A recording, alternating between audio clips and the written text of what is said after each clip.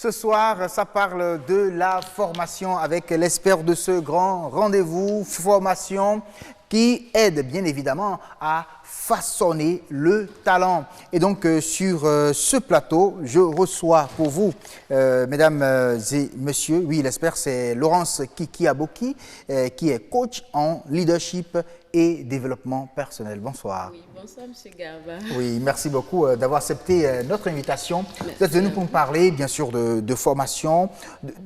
Quand on parle en fait de formation, pourquoi est-ce qu'il faut donc se former? Pourquoi il faut se faire former? Oui. Lorsqu'un enfant naît, Oui. l'enfant a besoin de s'alimenter correctement et avec un régime complet. Et donc, ça permet à l'enfant de grandir en bonne santé.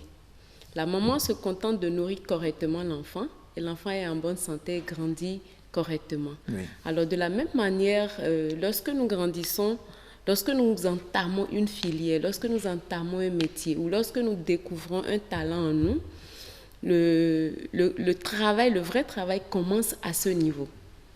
Donc, ce n'est pas Après l'identification de talent. mon talent Oui. ou de ma filière, le vrai travail commence à ce niveau. Comme l'a dit John Maxwell, il a dit « le talent ne suffirait pas ». Alors, très important pour l'enfant de grandir de la même manière. Pour moi, lorsque je découvre mon talent, je dois me perfectionner, je dois développer mes compétences parce que le talent n'est qu'une semence qu'il faut arroser pour que ça porte des fruits. Donc, c'est le fait se faire former, c'est arroser en fait son talent Oui, pour que ça puisse germer, Germer, prospérer. prospérer, En soi. porter des fruits que des gens peuvent manger. Ah, ça se voit là. Mais que pensez-vous alors de ceux-là qui ne comptent que sur leur talent pour se faire solliciter sur le marché de l'emploi ou de la production de la richesse, par exemple? La vérité, c'est que vous n'êtes pas irremplaçable. Et la concurrence actuellement est de sorte qu'il y a une vive allure de la qualité des produits qu'on offre sur le marché. Imaginez combien de fois les gens évoluent et que vous restez au même point de départ en comptant sur votre talent de départ. Vous allez être disqualifié par le marché. Vous ne pourrez pas émerveiller votre clientèle. Vous ne pouvez pas répondre aux attentes de la clientèle. Et lorsque vous êtes en recherche d'un emploi, c'est que nous avons aujourd'hui, par exemple, des jeunes à 21 ans qui ont le master. Et vous, avec votre master, vous pensez que bon, tout va bien, quoi. On devrait vous solliciter, mais tous les jours, vous devez vous perfectionner. Il a dit que Bill Gates lit 50 livres par an en tant que milliardaire, le premier homme le plus riche au monde, avec son 19 milliards de dollars. Il lit 50 livres par an.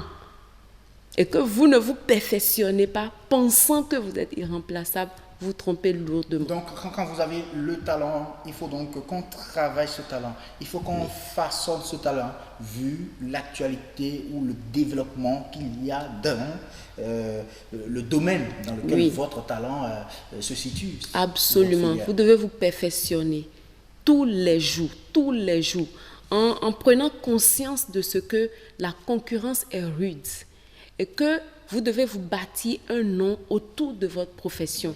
Vous devez vous perfectionner. Aujourd'hui, le monde tend plus vers la spécialisation. Alors, de quel nom vous appelleront-on dans telle année, dans tel nombre d'années? Qui deviendrez-vous? Ne vous focalisez pas seulement sur le nombre de maisons que vous allez bâtir, le nombre de sites, mais quel est votre plan de développement personnel, technique, en communication, en leadership, en comment gérer la ressource humaine que vous aurez autour de vous. Vous devez vous perfectionner dans tous ces domaines-là. Alors, si je comprends bien, quand on est formé une fois, on est sorti de l'école, on se retrouve, on a été recruté, je suppose, vous commencez déjà par travailler. Oui. On a donc besoin maintenant de travailler ça, de s'actualiser, c'est cela? La vérité, c'est que lorsqu'on vous embauche, ça ne veut pas forcément dire que vous méritez cet emploi. C'est quoi alors? Parce que c'est juste votre CV que vous avez présenté et peut-être que vous étiez très jolie ce jour et vous avez peut-être impressionné celui qui vous a reçu et vous êtes bien exprimé ce jour-là et on vous a fait accéder à ce poste. Mais en une semaine, on saura qui vous êtes. En une semaine, on saura qui vous êtes, à moins que ce soit une entreprise qui se cherche. Pour une entreprise bien ordonnée, en une semaine, on saura qui vous êtes. Alors, le premier pas, c'est que vous avez accédé au poste. Mais l'autre pas, maintenant, c'est de mériter votre position. Et ce que nous conseillons même habituellement, vous devez chercher à dépasser votre poste. Vous devez dépasser votre poste. Beaucoup parlent de l'expérience, il y en a qui parlent de formation. Alors on se pose la question de savoir, entre expérience et la formation, qu'est-ce qu'il faut choisir? Il faut l'expérience, mais si l'expérience rendait les gens performants, c'est que tous les retraités du Bénin seraient les plus performants du Bénin. Ah oui. Ce qui n'est pas vrai. Les gens viennent au bureau pendant 8 heures de temps, mais travaillent peut-être pendant 4 heures de temps. WhatsApp prend peut-être 1 heure de temps. Les gens, d'autres font des tours dans les bureaux pour parler d'un match, comme vous l'avez dit tout à l'heure, pour parler du match des écureuils, pour parler de la politique. Et donc, tout ce temps passé n'est pas du tout preuve d'expérience. Mais qui est capable de jauger ou d'évaluer la compétence de quelqu'un compte tenu du nombre d'années qu'il a effectué dans une entreprise? Parce que j'ai fait 10 ans ne veut pas dire que je suis performant, ce n'est pas vrai. Mais c'est ce que je fais de moi-même en secret qui fera de moi ce qu'on verra. Et les preuves, les résultats, est-ce que chaque jour quand je viens dans l'entreprise, je pousse l'entreprise ou bien je suis en activité? Parce que l'activité n'est pas synonyme de progrès. Je peux venir dans l'entreprise et être en activité, oui, je range la table, je saisis un document, mais est-ce que tout ce que je fais au jour le jour pousse l'entreprise d'un point A à un point B? Un point B. Et ça dépendra plus du travail que je fais en secret. Et on dit que lorsque vous n'êtes pas formé, vous serez déformé. Vous êtes déformé. Alors là, c'est pour celui qui travaille déjà. Alors pour quelqu'un qui est au chômage, quel genre de formation lui faut-il? Pour quelqu'un qui est au chômage, je pense que c'est une belle opportunité pour plus se bâtir. Parce que là, vous êtes plus disponible pour lire, pour écouter assez d'audio, assez de vidéos sur votre domaine d'activité et sur d'autres performances, d'autres capacités. Pourquoi pas? Vous n'êtes pas encore bilingue peut-être. Mais même si vous êtes bilingue, cherchez alors à comprendre la 3e langue. Donc, il y a toujours un domaine dans lequel vous avez besoin de vous perfectionner. Parce qu'il y en a... Comment rédiger un CV, par exemple? Par exemple, parce qu'il y en a... Vous prenez 5 chômeurs, vous leur demandez comment rédiger un CV, ils ne savent pas. Allez vous faire former dans comment rédiger un bon CV. Parce que juste par votre CV, on peut définir qui vous êtes et ce que vous êtes capable de donner. Oui. Et la deuxième chose que vous devez faire, votre domaine technique, ce que vous avez appris, soit à l'école ou soit dans un métier, pourquoi ne pas aller servir dans une entreprise gratuitement? Juste pour apprendre, juste pour vous renforcer, pour vous équiper, pour vous apprêter. Alors, si je comprends bien, parce qu'il y en a de ces chômeurs, ça m'intéresse beaucoup ce que vous venez de dire. Il y a de ces chômeurs-là, ceux-là qui n'ont plus de travail, qui se disent, bon, j'ai déjà un diplôme, j'ai fait déjà cette formation, j'ai déjà mon diplôme qui est là, j'attends qu'une autre entreprise me recrute. Et peut-être ne savent pas, ne relisent peut-être pas les conditions, sinon les défauts, ce qui a manqué dans son dossier, ne cherche pas peut-être à remplir cela à travers une formation avant de postuler peut-être à un autre appel, à recrutement. Ce que vous venez de dire, on appelle ça skill gap. Vous devez faire une évaluation, une auto-évaluation de vous-même, de ce qui vous manque. J'ai subi une fois le licenciement. Une fois dans ma vie, j'ai subi le licenciement. J'ai commencé par travailler très jeune. Et après 5 ans, et je vous promets qu'en ce moment, je travaillais plus de 15 heures par jour. Sans pause. Je n'ai jamais pris de pause pendant 5 heures. 5 ans d'expérience. Mais on m'avait licencié.